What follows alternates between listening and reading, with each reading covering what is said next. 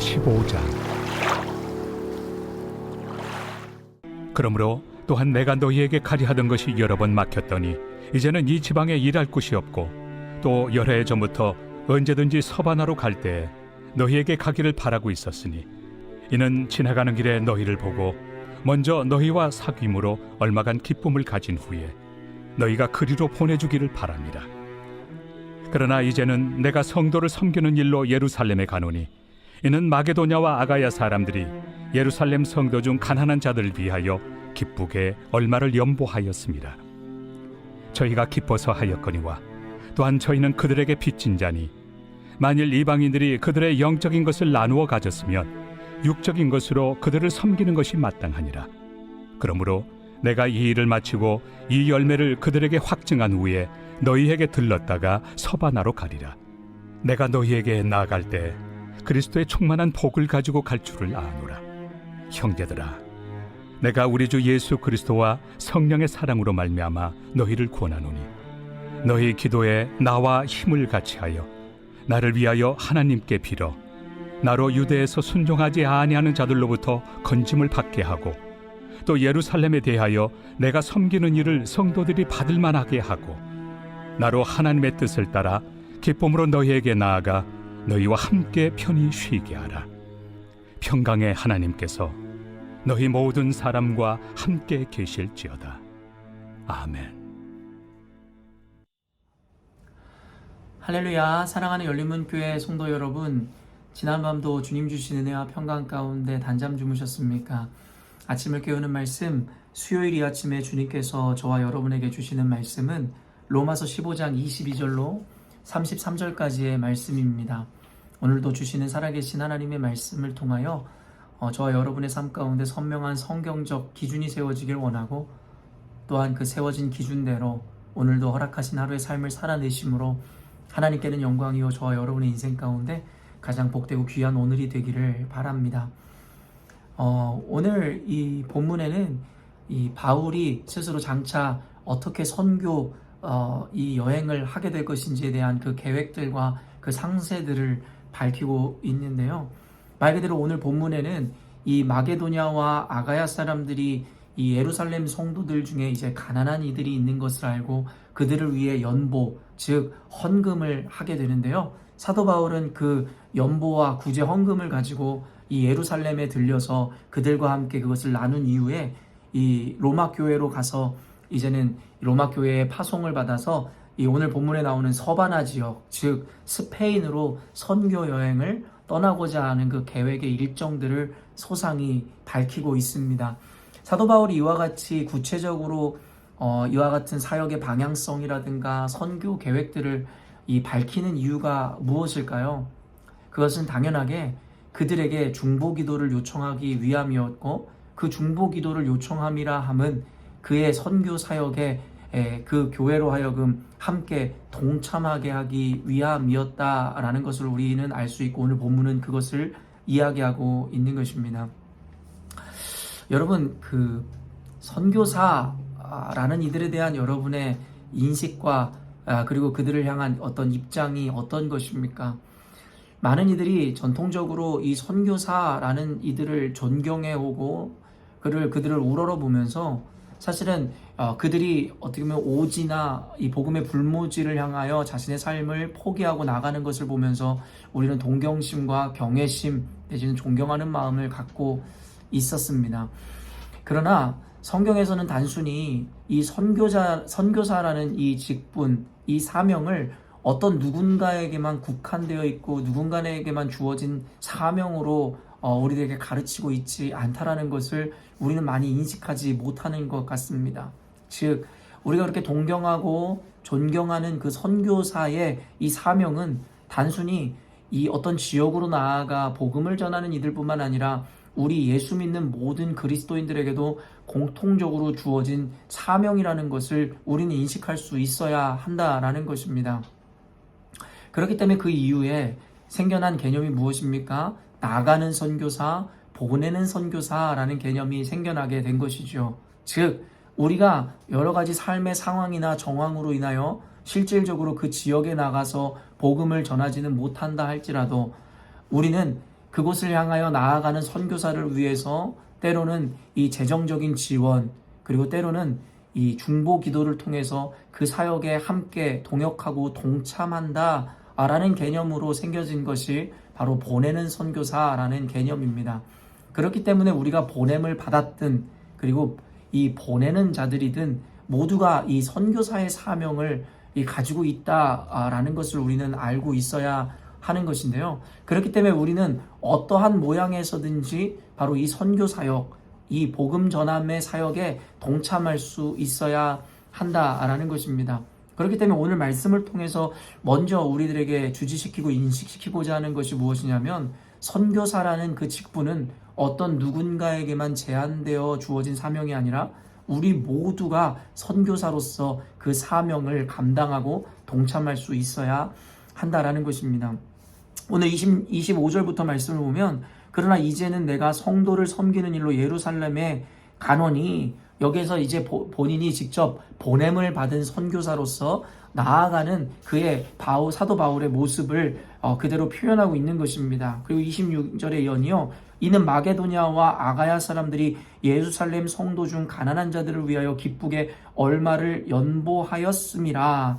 결국엔 이것은 무엇이에요? 보내는 선교사로서 사도 바울이 예루살렘으로 나아갈 때에 그와 함께 이 연보, 구제 헌금을 보냄으로 말미암아 예루살렘에서 이루게 되는 선교 사역이라든가 예수님을 전하는 그 사역 가운데 함께 동참하고 있는 마게도냐와 아가야 사람들의 이 보내는 선교사로서의 모습을 보여주고 있다라는 것이죠. 27절 보니, 저희가 기뻐서 하였거니와 또한 저희는 그들에게 빚진 자니 만일 이방인들이 그들의 영적인 것을 나눠 가졌으면 육적인 것으로 그들을 섬기는 것이 마땅하니라. 여기서 우리가 주의 깊게 보아야 하는 표현이 무엇입니까? 바로 빚진 자들이다라는 것이죠. 여러분, 우리는 여러 모양을 통해서 우리는 복음의 빚진 자라는 표현을 들어보셨을 것입니다. 나는 빚진 적이 없는데 도대체 내가 무엇을 빚졌다는 거야? 이 이야기는 영적으로 우리가 받아낼 수 있어야 하는데, 우리는 먼저 예수님을 안 자들로서 그렇지 않은 자들에 대한 책임을 져야 하는 바로 복음의 빚진 자들인 것입니다. 어제 말씀에서도 함께 나누었듯이 우리가 먼저 예수를 믿었다라는 것은 그저 우리만 예수 믿고 끝나면 되는 문제가 아니라 먼저 예수를 안 자들, 그 특권을 누림으로 그렇지 않은 자들에 대한 빚을 진 심정으로 그들에게 복음을 전하고 사명을 감당해야 된다라는 것을 표현하는 이 표현 방식들인 것인데요. 말 그대로 우리가 먼저 예수님을 알았다면 이제는 우리가 구원을 얻었기 때문에 됐다라는 것이 아니라 어떤 방식으로든 선교사의 사명을 감당하고 그 복음을 전하는 삶을 살아야 된다라는 것입니다. 그렇기 때문에 저와 여러분은 살아가며 먼저 예수 믿은 자들로서 아직도 예수님을 알지 못하는 자들에게 빚진 마음을 가지고 그들에게 그 빚을 갚기 위한 심정으로 복음을 전하고 그들을 섬겨야 한다는 것입니다. 그래서 여기에 보여주는 표현이 무엇이에요? 이방인들이 그들의 영적인 것을 나눠 가졌으면 육적인 것으로 그들을 섬기는 것이 마땅하니라. 그렇기 때문에 우리가 복음을 전하고 선교사의 사명을 감당하는 것은 여러분 선택이 아니라 빚진 자들로서 우리는 마땅히 그 일을 기쁨으로 해야 하는 것이다 라고 이야기하고 있다는 것이죠. 그렇기 때문에 오늘 말씀을 통해서 여러분 다시 한번 또 강조하여 인식시켜 드립니다. 여러분, 우리는 모두 선교사의 사명이 있는 것입니다. 복음을 전하는 전도자의 삶이든 선교사의 삶이 누군가에게만 주어진 것이 아니라 우리 모두가 여러 가지 모양으로 함께 동참할 수 있어야 한다라는 것입니다. 우리는 코이노니아라는 이 헬라어를 많이 들어왔습니다. 기본적인 그 의미는 교제한다라고 우리는 일반적으로 사용하는데요. 그 원어적 의미를 살피면 나누다, 함께 공유하다라는 의미를 가지고 있습니다. 그렇기 때문에 우리가 함께 살아가는 삶의 모든 것을 함께 공유하고 나눔으로 영적인 교제를 이루어야 한다라는 의미로 코이노니아를 사용하는데, 저는 이곳에는 단순히 교제의 의미만을 갖고 있다라고 생각하지 않습니다. 바로 그 사명도 함께 공유하고 나눈다라는 개념으로 우리는 받아들일 수 있어야 한다라는 것이죠. 애초에 하나님께서는 저와 여러분을 당신의 동역자로 부르셨음을 우리는 너무나 잘 알고 있죠. 하나님 홀로 이루실 수 있음에도 불구하고 굳이 저와 여러분 같은 연약한 자들, 죄인을 부르셔서 하나님께서는 그 사명, 목적을 함께 이루기를 원하셨고, 그러한 이유는 하나님이 일꾼이 없어서가 아니라 하나님께서 장차 주어질 그 영광을 저와 여러분과 나누기 원하셨음이라 우리는 함께 배워왔습니다. 하나님께서도 저와 여러분을 동역자로 부르셨거늘 하물며 그의 동역자로 부름받은 우리들은 결국에는 우리가 먼저 하나님을 안 자들로서, 그 사명 맡은 자들로서 우리는 그 사명을 함께 공유하고 나누어 모두가 합력하여 선을 이룰 필요가 있다라는 것입니다. 그래서 오늘은 그 함께 이 사명을 감당하는 모양의 두 가지 모습들을 보여주는데, 한 가지가 바로 그 연보하고 헌금을 하는 것이다 라고 가르치고 있습니다. 우리는 교회에 나와서 모두가 헌금을 합니다. 헌금을 하는 이유가 무엇입니까? 어쩌면 이 유형의 교회를 그리고 이 제도교회를 세워가기 위하여 많은 재정들의 지출이 있는데, 그것을 위해서 우리가 함께 힘써 연보하고 헌금하는 것이기도 하며, 또 다른 의미에서는 대외적으로 복음을 필요로 하는 자들에게 그 복음을 전하는 교두보의 역할을 하기 위해서 우리는 헌금을 합니다. 저희 열린문교회에서는 나름의 이 균형을 이루고자 여러분이 내는 그 헌금을 통해서 교회의 행정적이고 그리고 제도적인 어떤 교회를 세워나가기 위하여 사용하기도 하지만, 또 저희 교회가 정기적으로 후원하는 선교사님들을 재정적으로 지원하고, 그리고 여러 가지 모양으로 우리는 이 구제를 이 헌신을, 이 구제 사역을 해오고 있었음을 우리가 모두 알고 있죠. 그처럼 여러분의 연보를 통해서 여러분이 직접 어떤 선교지를 간다든가 누군가에게 나가 도움의 손길을 주는 것은 아니지만, 이 연보함으로 말미암아 나가 있는 자들이나 연보를 하는 자들이나 모두가 동일하게 함께 연합하여 하나님의 일을 이루어가고 있다라는 것이죠. 그리고 또 한 가지를 무엇라 이야기하냐면 30절 보니, 형제들아 내가 우리 주 예수 그리스도와 성령의 사랑으로 말미암아 너희를 권하노니 너희 기도에 나와 힘을 같이하여 나를 위하여 하나님께 빌어 나로 유대에서 순종하지 아니하는 자들로부터 건짐을 받게 하고, 또 예루살렘에 대하여 내가 섬기는 일을 성도들이 받을 만하게 하고, 나로 하나님의 뜻을 따라 기쁨으로 너희에게 나아가 너희와 함께 편히 쉬게 하라. 평강의 하나님께서 너희 모든 사람과 함께 계실지어다. 아멘.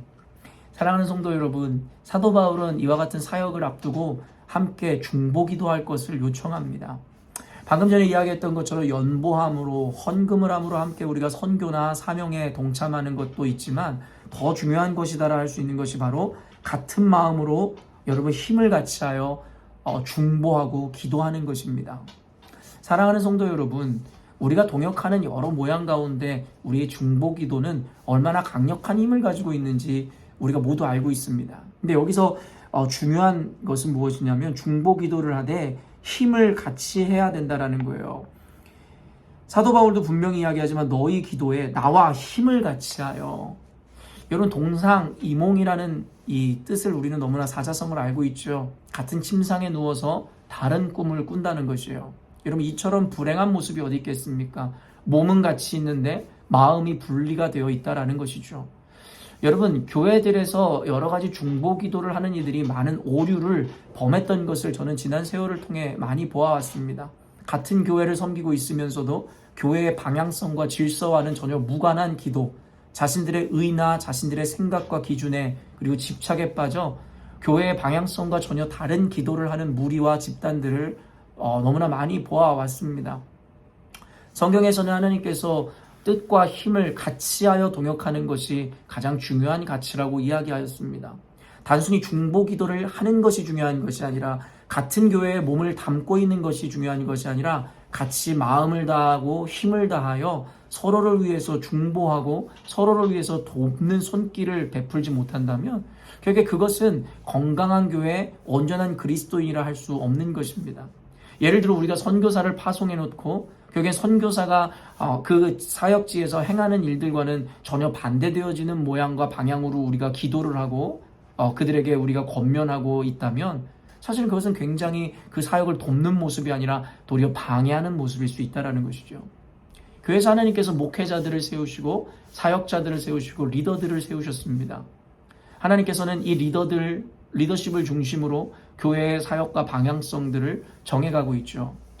그런데 어쩌면 성도된 우리가 그들을 위해서 기도해 주지 못하고 중보하지 못한다면 결국 우리는 이 방치자로서 그저 관람자로서 너희들은 열심히 뛰어라 우리는 구경할게 라는 그와 같은 잘못된 입장에서의 성도의 자리에 있을 수도 있다라는 것입니다. 그렇기 때문에 사도 바울은 너희들은 상황상 함께 예루살렘으로 가지 못하지만 나를 위해 기도해 달라고 요청하고 있는 것이죠.